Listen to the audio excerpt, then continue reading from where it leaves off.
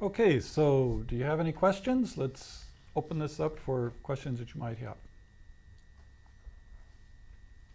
Um, I have a question. We often say that we often call people non Christians or unbelievers. But who are they? Those who don't attend church, or those who just non Baptists or evangelists or charismatics? Who are they? Okay, that's a good question because it's very fundamental to a lot of what we're talking about. What do I mean when I use the word unbeliever or non-Christian? I'm going to go pretty much by my understanding of what the Bible says a true Christian is. That a true Christian is somebody who doesn't just say, I'm a Christian. A true Christian is not somebody who just attends church regularly. But a true Christian is somebody who has a faith relationship in Jesus Christ. In other words, they have personally placed their faith in Jesus Christ, that he died for their sins, that he rose again, and that they desire to live with Christ. They desire to follow Christ. And so if they do, if they become followers of Christ in this sense, they probably attend a church. But attending church doesn't make a person a Christian, or attending a particular church, whether it's Baptist or Pentecostal or Orthodox or Catholic. That is not what makes a person a Christian. Jesus said you must be born again to enter the kingdom of heaven. Peter, when he preached to Jews who were God-fearing people, said you need to repent and be baptized. And so I believe that that personal faith is the key here. And, it's been said that sleeping in a garage does not make a person an automobile. And so attending church merely does not make a person a Christian. And so I'm speaking of people who have not had that faith relationship to Jesus Christ, whether they attend church or not. Now, normally, we're talking about people who don't attend church at all, or maybe once a year at the most, or twice a year. So that's my understanding, what I mean by that. And so it's not a matter of a particular denomination or church that one attends. Other questions?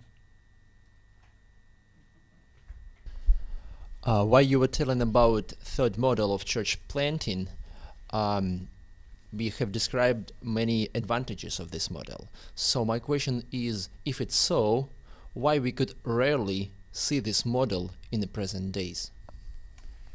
So you're talking about the apostolic sort of model and why we This so model. seldom see it. Well, actually, it's probably more widespread than most of us in Western culture know. I would suspect you've probably heard of the huge growth of the church in China. Estimates vary that when in the early 50s, communist government took over, there were probably 2 million Christians in China.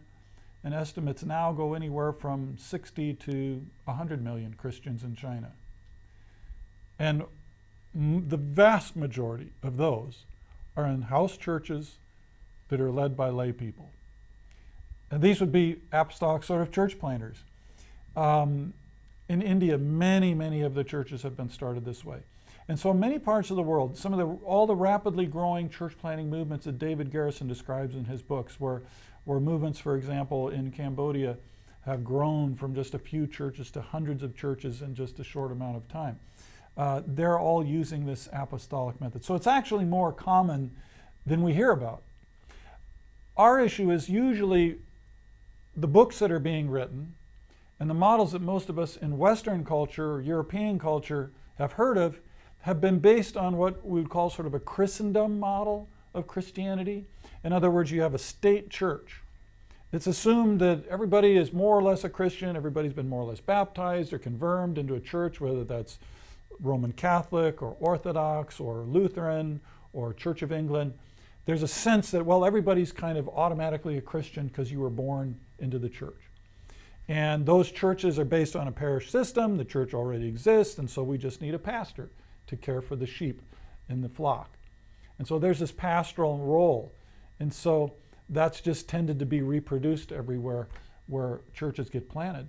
And so that's why we've not really seen that model very much, because until recently, we've kind of assumed, well, most of European culture is Christian, and we just need to care for the Christians, and so pastor Christians.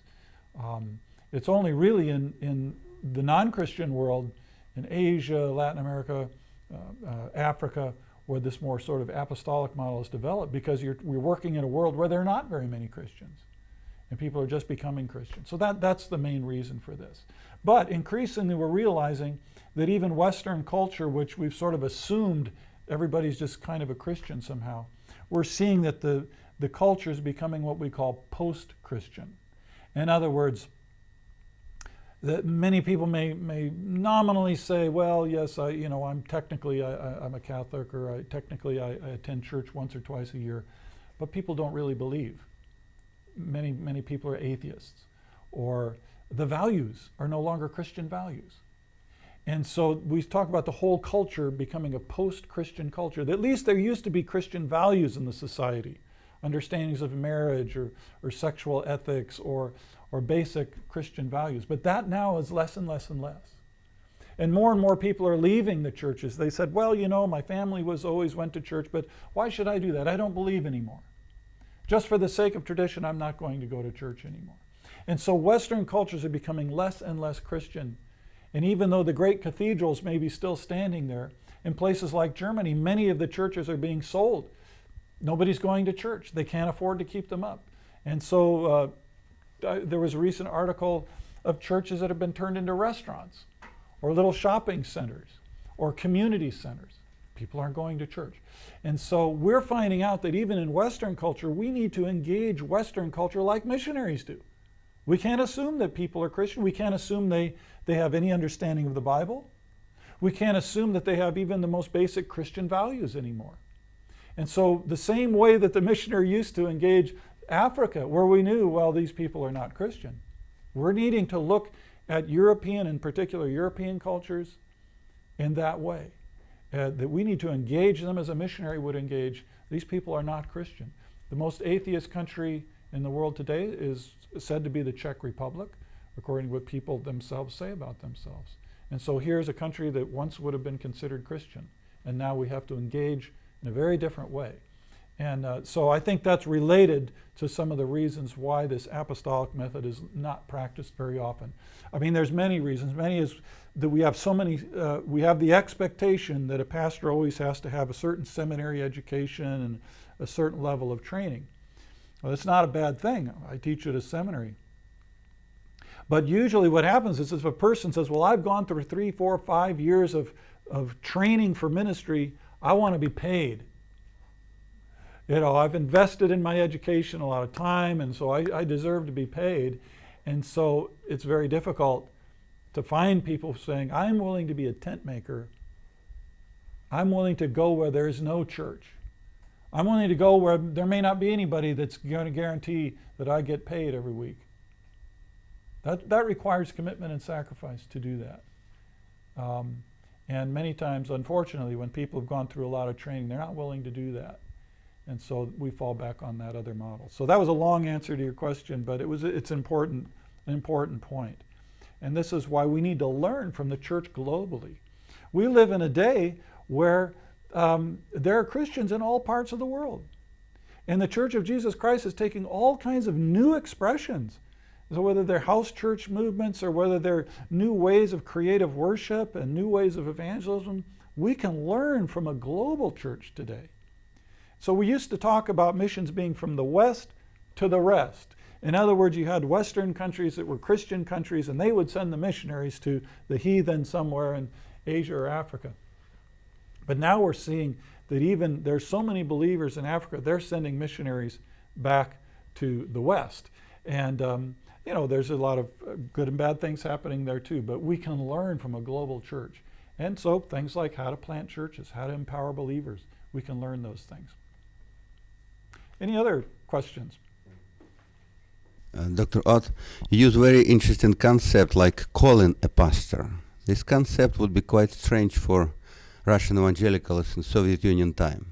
We didn't have place to train people, only later on we had a school, but most of the time pastors were grown up in the church. So what would you think in the future in the global trend in the mission, in the church movements, calling the pastors or growing the pastors? Well, that's a great question too, and it relates to the answer I just gave. That the model in the Western church has been largely a very professional model of ministry.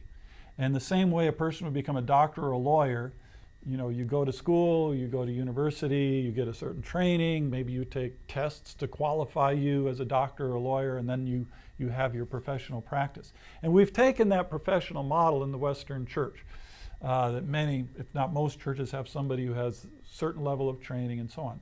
And again, that's not a bad thing. But if that's the only way we look at ministry, it's going to be very limited. And unfortunately, like you're saying, in places maybe like Russia, where it used to be that all the ministers were trained up within the church locally. You know, you didn't have the option of sending somebody to a seminary or a Bible school.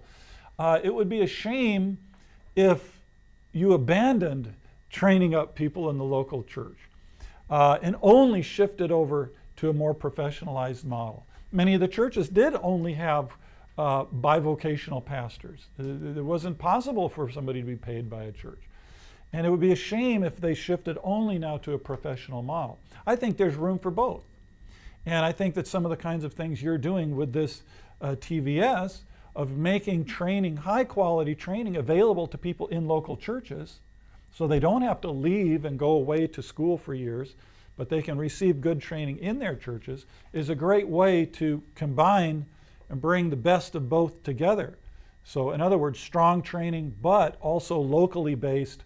And so you're raising up leaders locally, and you're not looking around, well, where's a trained person we can call and bring in from the outside? So you're bringing up a very important point. Okay, any other questions? These are great questions because, again, so many churches are in transition today, especially where new churches are emerging, say in Central Asia, or where older churches are having to rethink, how do we do ministry? How do we reach the next generation? And how do we maybe do our structure our churches different? How do we train our people differently?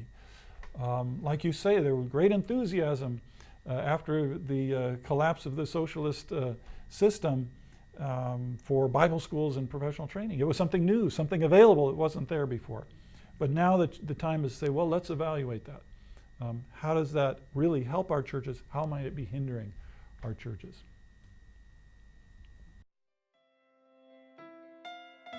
TVS Seminary is a great way to invest in the kingdom of God. Please consider making a donation to support this effective educational and outreach ministry today. We exist upon your gracious giving. Please donate to support TVS Project's continuation and growth. For more information, visit tvsseminary.com.